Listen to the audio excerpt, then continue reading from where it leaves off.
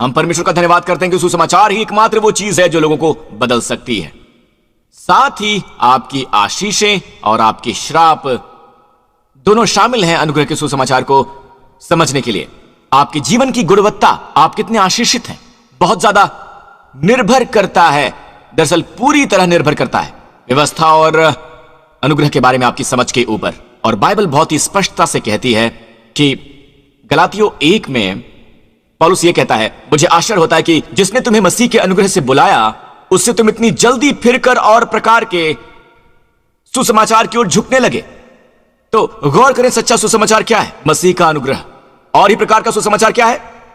कोई भी सुसमाचार जो परमेश्वर के अनुग्रह का सुसमाचार नहीं है, पर वो दूसरा सुसमाचार नहीं है। बात यह कि कितने ऐसे हैं जो तुम्हें घबरा देते हैं, मसीह के सुसमाचार को बिगाड़ना चाहते हैं। गलातियों के संदर्भ में मसीह के सुसमाचार को क्या बिगाड़ रहा है? बस व्यवस्था का यहां दाखिल होना ही यह मसीह के सुसमाचार को बिगाड़ना चाहता है। वचन 8, परंतु यदि हम या स्वर्ग से कोई दूत भी उस सुसमाचार को छोड़कर जो हमने तुम्हें सुनाया है, तुम्हें सुनाए तो श्रापित हो। जैसा हम पहले कह चुके हैं वैसा ही अब मैं फिर कहता हूं कि उस सुसमाचार को छोड़ जिसे तुमने ग्रहण किया, यदि कोई और सुसमाचार सुनाता है तो श्रापित हो। तो दोहरा श्राप होता है उस हर किसी पर। ध्यान से सुनिए, क्योंकि आप में से कुछ कह रहे हैं पास्टर प्रिंस ये प्रचारकों के लिए है जो प्रचार कर रहे हैं वगैरह वगैरह। मैं सहमत हूं कि ये प्रचारकों के लिए है, पर आप में से कुछ प्रचार कर रहे हैं ब्लॉगिंग के द्वारा, आप में से कुछ साझा करके भी प्रचार कर रहे हैं। तो जिस पल आप प्रचार करना और साझा करना शुरू कर देते हैं तो सुनिश्चित करें कि आप सच्चा सुसमाचार ही साझा करें। आप में से कुछ विश्वासी के तौर पर प्रश्न पूछते हैं, क्या मैं श्राप के अधीन हो सकता हूं? हां, नए नियम का श्राप यह संभव है क्योंकि पौलुस कहता है, हालांकि वो स्वयं को भी शामिल करता है। अब मैं आपको कुछ बहुत ही सामर्थ्य दिखाना चाहूंगा और यह मेरे उपदेश का सार है या हड्डी का गुदा है। ये गलातियों 3 में, और पवित्र शास्त्र ने पहले ही ये जानकर कि परमेश्वर अन्य जातियों को विश्वास से धर्मी ठहराएगा, अन्य जातियों को विश्वास से धर्मी ठहराएगा। विषय वस्तु यह है, विश्वास द्वारा धर्मी ठहराया जाना। अन्य जातियों को, हम सब जो गैर यहूदी हैं, पुराने नियम में परमेश्वर के लोग यहूदी लोग थे, तो उस समय कोई भी जो यहूदी नहीं होता था उसे अन्य जाति माना जाता था। तो हम सब अन्य जातियां थीं, आमीन। पर बाइबल में लिखा है कि इब्राहिम इससे कहीं पहले जब इजराइल की जाति बनी, क्योंकि वो सब अब्राहम के वंश से आए हुए थे, अब्राहम ने परमेश्वर द्वारा उसे प्रचारित किया, सुसमाचार सुना, और परमेश्वर ने पवित्र शास्त्र में इसको पहले से ही देखकर कि परमेश्वर हम सबको विश्वास के द्वारा धर्मी ठहराएंगे, परमेश्वर हम सबको विश्वास द्वारा धर्मी ठहराएंगे। तो विषय वस्तु है विश्वास द्वारा धर्मी ठहराया जाना, इसे ध्यान में रखिएगा। ओके, तो पहले ही से इब्राहिम को यह सुसमाचार सुना दिया कि तुझ में सब जातियां आशीष पाएंगी। फिर वचन 9 में लिखा है, जो विश्वास करने वाले हैं वो विश्वासी इब्राहिम के साथ, जी हां, इब्राहिम के साथ आशीष पाते हैं। तो जो विश्वास करने वाले हैं वो विश्वासी इब्राहिम के साथ आशीष पाते हैं। विश्वास की यहां इसी संदर्भ में व्याख्या होनी चाहिए। यह क्या है? विश्वास द्वारा धार्मिकता। वो जो विश्वास करते हैं कि वो विश्वास द्वारा धर्मी ठहराए गए हैं वो आशीष पाते हैं, विश्वासी इब्राहिम के साथ।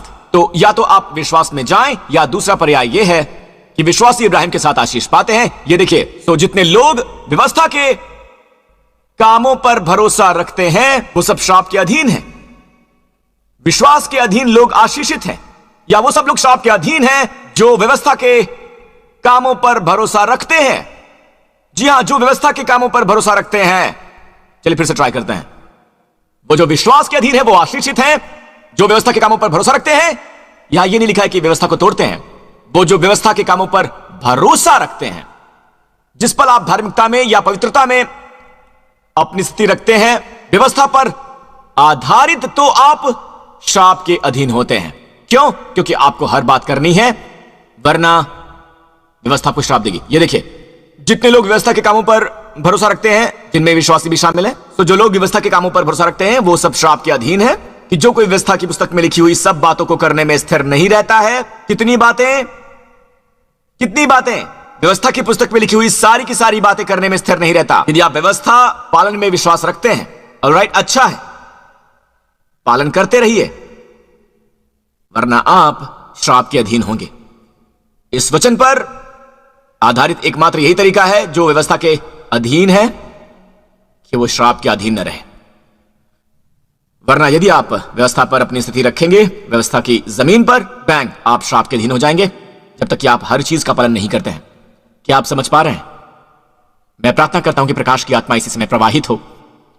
और मैं आपको बता रहा हूं कि कई बार ये गैर मसीही एक मसीही के मुकाबले आसानी से विश्वास करता है, क्योंकि एक मसीही हमेशा इसके प्रति सचेत रहता है कि उसमें कहां कमी रह गई है, उसने क्या गलत किया है, उसने क्या सही नहीं किया है, क्या सही किया है पर वो काफी नहीं है। वो खुद के प्रति सचेत है, सचेत है, सचेत है। जबकि गैर मसीही इस तरह का उपदेश सुनते हैं, वो विश्वास करते हैं, बैंग, वो चंगे हो जाते हैं, बैंग, वो आशीषित हो जाते हैं। ये कोई मजाक नहीं है दोस्तों, इसका संबंध है आपके आशीष और आपके श्राप से। इससे पहले मैं आपके सामने थोड़ा सा श्राप के बारे में पढ़ूं। मैं पूरा व्यवस्था विवरण 28 नहीं पढ़ सकता क्योंकि समय बहुत कम है। मैं आपको कुछ सैंपल देने वाला हूं, ओके? मुझे चिंता है कि अगर मैं ये करता हूं, मैं इसे पढ़ता हूं, इसमें से थोड़ा भी सैंपल के रूप में, अंत में आप कहेंगे ओह भाई, आप शायद मुरझाने लगेंगे, ठीक है, मुरझाए फूल की तरह। तो उससे पहले मैं आपको ये बताने वाला हूं, गलातियों 3:13 प्लीज। मसीह, चलो साथ में पढ़ते हैं। मसीह ने जो हमारे लिए श्रापित बना, हमें व्यवस्था के श्राप से छुड़ाया। ओके, रुक जाइए। मसीह श्राप बना, इस तरह उसने हमें व्यवस्था के श्राप से छुड़ाया। अब दिखाता हूं व्यवस्था विवरण 28। आशीष यदि आप व्यवस्था का पालन करते हैं, श्राप अगर आप इसे तोड़ते हैं। आपको अंदाजा देने के लिए कि क्या मायने होते हैं आशीषित होने के और क्या मायने होते हैं श्रापित होने के। अगर आप उस जमाने में आप आज्ञाएं पालते, परमेश्वर कहते हैं ये आशीषें तुम्हें प्राप्त होंगी। आप जानते हैं आशीषों पर कितने सारे वचन हैं? आपको पता है कितने वचन हैं? 14 वचन, 10 और 4। क्या आप जानते हैं उसी अध्याय में कितने सारे वचन हैं? अगर आप आज्ञाएं तोड़ते हैं, आप जानते हैं वहां श्राप पर कितने सारे वचन हैं? 54 वचन, 40 और ज्यादा, 40 और ज्यादा। चलिए पहले आशीषों की ओर देखते हैं, ठीक है? मैं सभी आशीषें नहीं पढ़ सकता, मैं आपको कुछ सैंपलिंग दूंगा। अगर आप सब आज्ञाएं पालते हैं तो धन्य है नगर में आप, धन्य है आप खेत में। इससे कोई फर्क नहीं पड़ता। मैं जानता हूं रियल एस्टेट एजेंट कहेंगे लोकेशन, लोकेशन, लेकिन परमेश्वर कह रहे हैं अगर तुम आशीषित हो तो तुम हो सकते हो एक गांव में या एक नगर में, तुम शहर में हो सकते हो और तुम आशीषित रहोगे। आशीष जगह पर नहीं है, यह आप पर है। और फिर यहां लिखा है धन्य हो तेरी संतान और तेरी भूमि की उपज। इसमें शामिल है आपकी सेहत जो आपके शरीर से निकलती है, इसमें शामिल है आपके बच्चे। धन्य हो तेरी संतान। इससे कोई फर्क नहीं पड़ता कि आपके डॉक्टर क्या कहते हैं, धन्य हो आपकी संतान। डॉक्टर कहेंगे या टीचर कहेंगे तुम्हारे बच्चे, तुम्हारा बच्चा बहुत मंद है, तुम्हारा बच्चा ये है वो है। मेरा बच्चा आशीषित है, मेरे शरीर का फल आशीषित है, ठीक है? मैं आपको श्राप की सैंपलिंग दूंगा। किसी भी तरह हम सब कुछ नहीं पढ़ सकते, तो हम उन श्रापों को लेंगे जो हमारे स्वास्थ्य से संबंधित है और जो हमारे परिवार से संबंधित है, जो कि हमारी आपूर्ति से संबंधित है और जो आपके मन की मनोदशा से संबंधित है, आपकी शांति से। हम उसकी एक सैंपलिंग लेंगे। पहले रोगों के क्षेत्र में मत भूलिए मसीह ने क्या किया, व्यवस्था के श्राप से छुड़ाया। तो ये आपकी मदद करेंगे जब आप इसे पढ़ेंगे, ठीक है? तभी मैंने इसे पहले पढ़वाया था। यहोवा तुझे क्षय रोग और ज्वर और दाह और बड़ी जलन से मारेगा। अब यहां पर इब्री में क्षय है फेफड़ों की बीमारी। जी हां, दरअसल यह है ट्यूबरकुलोसिस यानी टीबी। खैर, हम उससे छुड़ा लिए गए हैं, ठीक है? नीचे आइए, रोगों की सूची पहले। यहोवा तुझे मिस्र के से फोड़े और बवासीर और दांत की खुजली से ऐसा पीड़ित करेगा कि तू चंगा ना हो सकेगा, तू चंगा ना हो सकेगा। पर पास्टर मेरा रोग बहुत ही अलग है पास्टर। नीचे आ जाइए। तो यहोवा तुझे और तेरे वंश को अनोखे अनोखे दंड देगा। वो दुष्ट और बहुत दिन रहने वाले रोग और भारी भारी दंड होंगे। वो काफी भयंकर रोग होंगे जो बढ़ते ही जाएंगे। उसे यहां कवर किया गया है। वो मिस्र के उन सब रोगों को फिर तेरे ऊपर ला देगा जिनसे तू भय खाता था, वो तुझ में रहेंगे। पास्टर प्रिंस, डॉक्टर कहते हैं मेरा रोग बहुत अनोखा है, पता है? और जितने रोग आदि दंड इस व्यवस्था की पुस्तक में नहीं लिखे हैं वो सब भी खत्म हो जाएंगे। तो परमेश्वर की बुद्धिमत्ता यह है कि वो हमें दिखाएं कि हम किससे छुड़ाए गए हैं।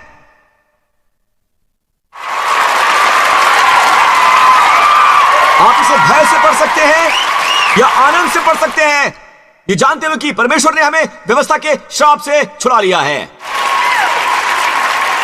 ओके, पारिवारिक श्राप का सैंपल। ओके, एक है जो मैंने यहां पर नहीं दिखाया है। तो एक पत्नी से विवाह करेगा और अन्य पुरुष उसके साथ सोएगा, एक श्राप है, व्यभिचार की श्राप है। फिर बच्चे, तेरे बेटे बेटियां तो उत्पन्न होंगे परंतु वो तेरे ना रहेंगे क्योंकि वो बंधुआई में चले जाएंगे। आपने ये होते हुए देखा है? आपके बेटे और बेटियां आपके साथ हैं उसी छत के नीचे, लेकिन वो फिर भी किसी अन्य लोगों के होते हैं। वो बंदी होते हैं व्यसनों के, लतों के, बुरी संगतों के, वो आपके होकर भी आपके नहीं है। आप बहाना कर सकते हैं कि यह अंतिम समय का संकेत है। परमेश्वर कहते हैं तुम उसे छुड़ा ले गए हो। दावा कीजिए। चलिए श्राप की अंतिम वचन की ओर देखते हैं, ठीक है? और यह आपको दुख से छुड़ा लेगा। ऑलराइट। और यहोवा तुझको नावों पर चढ़ाकर मिस्र में उस मार्ग से लौटा देगा जिसके विषय में मैंने तुझसे कहा था, और वहां तुम अपने शत्रुओं के हाथ दास दासी होने के लिए बिकाऊ तो रहोगे। बाजार में, दासों के बाजार में तुम वहां बिकाऊ तो रहोगे, पर तुम्हारा कोई ग्राहक न होगा। हो रुको, ये तो अपमान पर अपमान है। आपको दास रूप में बेचा जा रहा है, पर आपको कोई खरीदा नहीं चाहता। बहुत साल पहले मैंने इस वचन की ओर देखा था। श्राप का अंतिम अक्षर क्या है? कोई तुम्हें नहीं खरीदेगा। और फिर आता है यह वचन, गलातियों 3:13, मसीह ने तुम्हें मोल ले लिया। शब्द छुटकारे का मतलब है उसने तुम्हें मोल ले लिया। कोई तुम्हें मोल न लेगा, मसीह ने ले लिया है। मसीह ने ले लिया। जी हां, मसीह ने। तो यहां यह नहीं लिखा कि तुम अपने कार्यों द्वारा श्राप से छुड़ाए गए हो। तो बात दरअसल यह है दोस्तों, वक्त नहीं है, वापस चलते हैं गलातियों 3 पर। क्या आप आशीषित हुए हैं? ओके, तो ये वो भाग है जो मैं चाहता हूं कि आप समझें। विश्वास के जीवन का पर्याय है व्यवस्था के अधीन जीवन, यानी जीवन जिसमें कार्य शामिल है। मैं आपको कुछ दिखाना चाहूंगा। ये शब्द, ऑलराइट, जो विश्वास करने वाले हैं वो विश्वासी इब्राहिम के साथ आशीष पाते हैं। तो जितने लोग व्यवस्था के कामों पर भरोसा रखते हैं वो सब श्राप के अधीन हैं। पर यह बात प्रकट है कि व्यवस्था के द्वारा परमेश्वर के यहां कोई धर्मी नहीं ठहरता, क्योंकि धर्मी जन विश्वास से जीवित रहेगा। पर व्यवस्था का विश्वास से कोई संबंध नहीं, पर जो उनको मानेगा वो उनके कारण जीवित रहेगा। तो यहां दो विरोधाभासी जीवन शैलियां हैं। ऑलराइट, इसमें लिखा है परमेश्वर की दृष्टि में कोई भी व्यवस्था द्वारा धर्मी नहीं ठहराया गया है। मैं कई बार सोचता हूं कि आजकल क्या यह स्पष्ट है? लोग भूल चुके हैं उस जमाने में यह जाहिर था कि धर्मी विश्वास से जीवित रहेंगे। अब यह प्रश्न कि धर्मी विश्वास से जीवित रहेंगे, यह शब्द जीवित रहना, जाओ, वही अगले वचन में है। वो व्यक्ति जो आज्ञाएं पालता है, व्यवस्था को, वो जीवित रहेगा। यह शब्द जाओ, यह पुराने नियम में इब्री शब्द है, हयाई। जानते हैं खैर आपके यहूदी लोग जब आपके लिए जाम उठाते हैं जीवन के लिए, वही शब्द है हयाई। और जाओ ग्रीक में नए नियम में, पुराने नियम में नए नियम में, इब्री ग्रीक, असल में उनका मतलब है अच्छा जीवन जीना, संपूर्ण जीवन जीना। जी हां, ग्रीक में हयाई का मतलब होता है बीमारी से चंगाई पाना, रोगों से ठीक होना, शारीरिक तौर पर स्वस्थ होना। दूसरे शब्दों में, विश्वासी बीमारी से विश्वास द्वारा चंगे होंगे। मैं जानता हूं इस शब्द का मतलब है जीना, और वो अनंत जीवन भी जिएंगे। इसका मतलब है अनंत जीवन, पर इसके माने उससे कहीं ज्यादा है। मूल शब्द में इसका मतलब है संपूर्ण काया पाएं विश्वास के द्वारा। वरना वो व्यक्ति जो व्यवस्था का पालन करता है वो भी जिएगा, व्यवस्था का पालन करके ही बीमारी से छूटेगा। तो आपके पास दो चुनाव हैं। अगर आशीष पाने के लिए व्यवस्था का पालन करते हैं तो आपको पालन करते रहना पड़ेगा, अन्यथा आप विश्वास में जिए।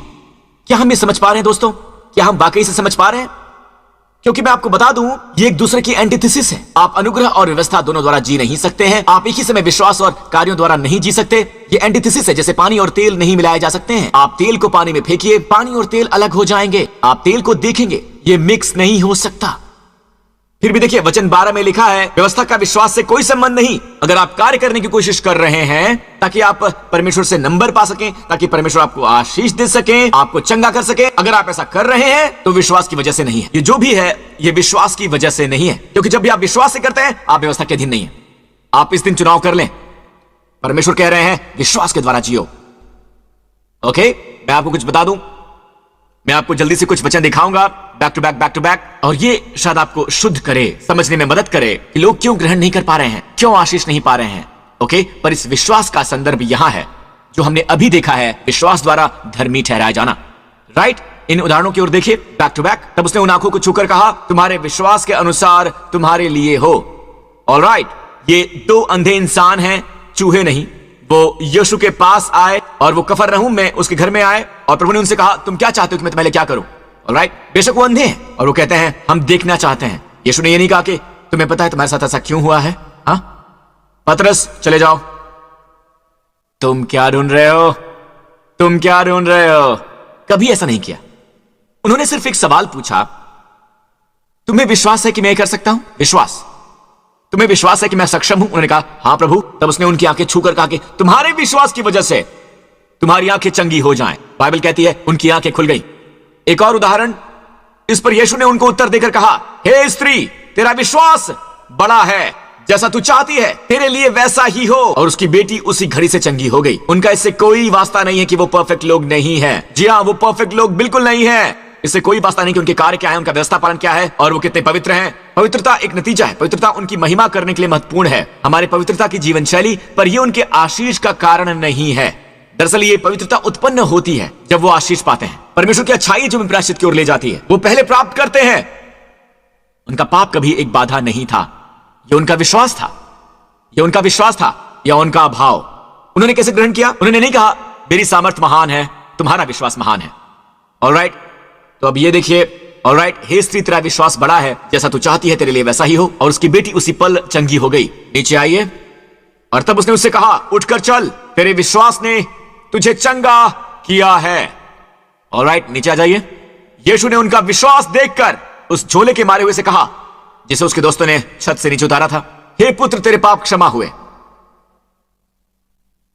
अगला, उसने उससे कहा, बेटी, वो औरत जिसे लहू बहने का रोग था, जिसने व्यवस्था तोड़ी थी, कुछ व्यवस्थाएं वहां खुले में आने के लिए, ऑलराइट, जब उसका लहू बह रहा था, वो आई और उसने वस्त्र का किनारा छुआ, वो चंगी हो गई। यीशु पीछे मुड़े, बेटी, तेरे विश्वास ने तुझे चंगा किया है, तुम्हारे विश्वास ने तुम्हें चंगा किया है, जा, तू कुशल से चली जा।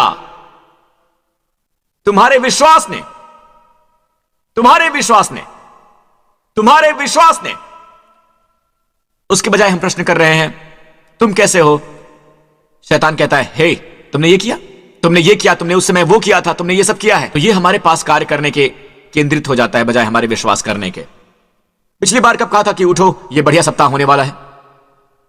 जब बुरी चीजें होती हैं, आप टेलीविजन पर होते हैं, आप मीडिया में सुनते हैं, बुरी बातें होती हैं, हजारों मेरी दाहिनी तरफ गिरेंगे, हजारों मेरी बाईं तरफ गिरेंगे, कोई मेरे निकट नहीं आएगा, क्योंकि मैं और मेरा घराना परम प्रधान के परम पवित्र स्थान पर है।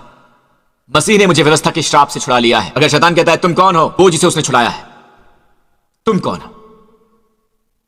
क्या मुझे सुन रहे हो दोस्तों? विश्वास में कार्य करना शुरू कीजिए। नीचे आइए।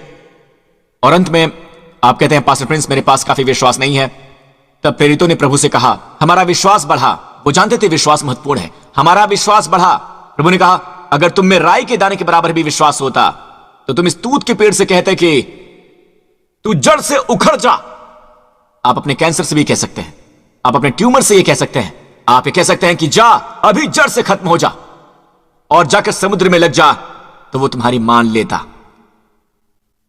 चाय के पार समुद्र में कुछ उगा हुआ है, ठीक यहीं पर, बिल्कुल सामने, ठीक है, और मैं बहुत सालों से वहां फेंकता रहा हूं। तैराकों के लिए अफसोस है जो समुद्र में जाते हैं। ध्यान दीजिए, हम इसे कैसे बदलते हैं? उनका जवाब उनके उस प्रश्न की प्रतिक्रिया में है कि हमारा विश्वास बढ़ा, विश्वास के द्वारा ही, है ना? हम बहुत ही मशहूर हैं हार के जबड़े से विजय को छीन लेने में। वो हमारे लिए बात सरल कर रहे हैं। वो कह रहे हैं कि अगर तुम्हारा विश्वास राई के दाने के बराबर है, आप जानते हैं राई का दाना कितना छोटा होता है। एक जगह और यीशु कहते हैं, सभी जड़ी बूटियों में राई सबसे छोटी होती है, और जब ये बड़ी होती है तो सारी जड़ी बूटियों में सबसे बड़ी होती है। पर ये एक छोटा सा दाना है जो बहुत ज्यादा उगाता है। आप कहेंगे, पास्टर प्रिंस, हमारे पास शक्तिशाली विश्वास नहीं है। मैं पास्टर मार्क की ओर देखता हूं जो बीमारियों के लिए प्रार्थना करते हैं, या पास्टर हेनरी की ओर, पर मेरे पास इस तरह का विश्वास नहीं है। पर यीशु कहते हैं, वहां से आप शुरुआत नहीं करते हैं। अगर आप में राई के दाने बराबर भी विश्वास है तो इसे इस्तेमाल करना शुरू कीजिए। सुबह उठिए और कहिए, आज का दिन मेरा है। आप छुट्टी के लिए जा रहे, कहिए कि यह सबसे उम्दा दिन है। परमेश्वर के अनुग्रह से जब बुरी बातें होती हैं, आप एक आतंकवादी हमला देखते हैं, परमेश्वर हमारी रक्षा करेंगे। हवाई जहाज क्रैश करते हैं, हमारे नहीं गिरेंगे यीशु के नाम पर, क्योंकि हम उन पर बैठे हैं। चलिए घोषणा कीजिए, विश्वास में जीना शुरू कीजिए। विश्वास में जिए, अपने विश्वास का एक बड़ा पुल बनाएं। तो किस तरह का जीवन आप चाहते हैं? एक कार्य करने वाला जीवन या विश्वास करने वाला जीवन? चलिए दोनों उदाहरण फिर से हम एक बार देखते हैं। विश्वास करने वाला जीवन, धर्मी विश्वास से जिएंगे, फिर भी व्यवस्था विश्वास की नहीं है, या वो व्यक्ति जो उसे करता है, उसे पालने की कोशिश करता है, अंत में वो उसी में जिएगा। जी हां, वो उसी में जिएगा जिस तक कोई नहीं पहुंच पाएगा। आप चुने, आप चुने। पर मेरा मानना है आपके सर्वोत्तम दिन आ गए हैं। मेरा मानना है कि संसार की अर्थव्यवस्था चाहे जैसी भी हो, परमेश्वर आपकी सभी जरूरतों की आपूर्ति करेंगे। मेरा विश्वास है कि जब संसार में अंधेरा और अंधेरा होता जाएगा, कलीसिया उजली हो जाएगी। मैं विश्वास करता हूं कि बगावत और अशुद्धता के बावजूद, परमेश्वर के अनादर करने के बावजूद, काम और शब्द जो गलियों में बोले जाते हैं, आपका परिवार परमेश्वरीय होगा और साथ ही आपकी पत्नी एक फलदायी बेल होगी। आपके बच्चे जैतून के बूटों की तरह होंगे, आपके मेज के इर्द गिर्द बैठेंगे अभिषेक प्राप्त, और आपकी बेटी एक और एस्तर की तरह होगी। आमीन। कोई जो जातियों का भाग्य तय करेगा।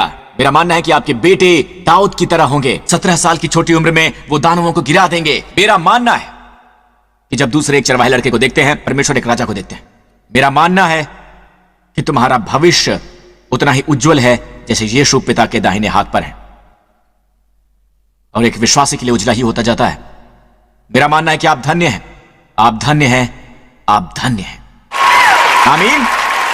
उसकी स्तुति हो। हालेलुया। मेरे दोस्तों, प्रभु यीशु मसीह पर विश्वास करो, उनकी महिमा पर विश्वास करो, और उनके झूठ को बिल्कुल मत सुनो जो YouTube पर दिखाते हैं या दूसरे स्थानों पर दिखाते हैं। अगर आप अच्छा प्रचार पा रहे हैं तो ध्यान रहे कि आप व्यवस्था का उपदेश ना प्राप्त करें, जहां दूसरे कहते हैं इसे आसान विश्वास कहते हैं। मैंने ये नहीं कहा, यीशु ने कहा आपका विश्वास, आपका विश्वास, आपका विश्वास। और अन्य लोग कहते हैं आसान विश्वास। मुझे क्षमा कीजिए दोस्तों, ये विश्वास और साथ कार्य नहीं है, ये यीशु और साथ व्यवस्था नहीं है, यह है यीशु और साथ कुछ नहीं। तो इस पूरे स्थान पर जहां भी आप इसे देख पा रहे हैं, प्रभु यीशु मसीह पर विश्वास कीजिए और तुम और तुम्हारा घराना उद्धार पाएगा। तुम और तुम्हारा घराना। अगर आपका आवारा बच्चा है, विश्वास कीजिए, परमेश्वर उसके हृदय में काम कर रहे हैं। विश्वास करते उसके लिए प्रार्थना करें। आपका पति है एक भटका हुआ, प्रार्थना करें, विश्वास करें। एक दिन वो उठेगा, अपने साथ एक चुड़ैल को देखेगा बजाय एक गर्लफ्रेंड के, तब वो समझेगा। प्रार्थना करें, वो औरत बदसूरत हो जाएगी।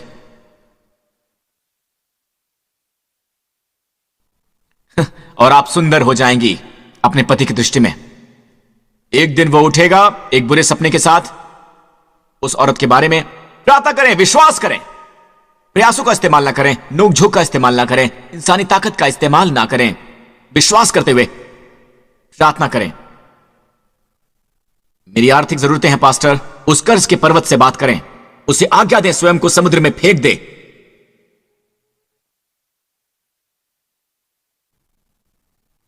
पास्टर, डॉक्टर कहते हैं कि हमें यह ट्यूमर हुआ है, उससे बात करें, उससे बात करें।